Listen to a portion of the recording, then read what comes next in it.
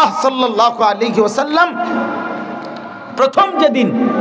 সর্বপ্রথম যেদিন আল্লাহ তাআলা নবীজিকে সাল্লাল্লাহু আলাইহি সাল্লাম মানুষের কাছে দ্বীনের কথা বলার অনুমতি দিয়েছেন, প্রথম যেদিন, সেটা হলো কোরআনের দ্বিতীয় নাজিলকৃত আয়াত। কোরআন শরীফ প্রথম নাজিল হয়েছে তো ইকরা বিসমি রাব্বিকাল্লাযী খালাক, এটা আপনারা জানেন না?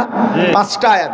এখানে মানুষেরই কিছু কইতে কয় নাই, এটা হলো প্রথম নবীজিকে বলছে আপনি পড়ুন, আপনার রবের নাম নিয়ে আপনার রবের কালাম পড়তে শুরু করেন।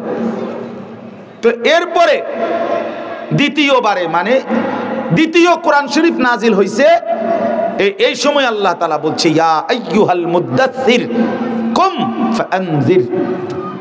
এইটা হলো দ্বিতীয় নাজিল। কুম ফাআনজির, বন্ধু আমার, নবী আমার, দাঁড়ান, ওঠেন বন্ধু। ফাআনজির, আমার বান্দাদেরকে ভয় দেখান, কবরের ভয়, জাহান্নামের ভয়, আযাবের ভয়, আখিরাতের ভয়, আমি আল্লাহর ভয়। আল্লাহু আকবার। এই কোরআন শরীফে দেখেন আপনি ফাআনজির, প্রথম আয়াত, প্রথম আদেশ। নবী সাল্লাল্লাহু আলাইহি ওয়াসাল্লামের হাদিস আছে, আমরা সব কিতাবে আছে, আপনারাও শুনছেন।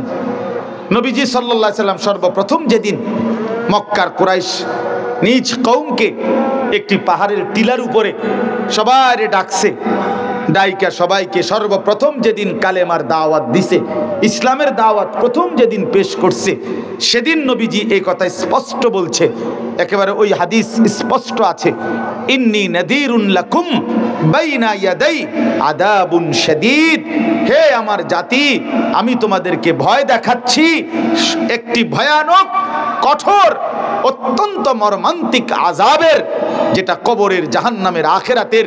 তোমরা সেই আযাব থেকে বাঁচার জন্য কুলু লা ইলাহা ইল্লাল্লাহ তুফলিহুন, সবাই আল্লাহর কালেমা পড়ো, লা ইলাহা ইল্লাল্লাহ পড়ো, তাহলে নিশ্চিত কামিয়াব হবে, ওই আযাব থেকে বেঁচে জান্নাতি হয়ে যাবে।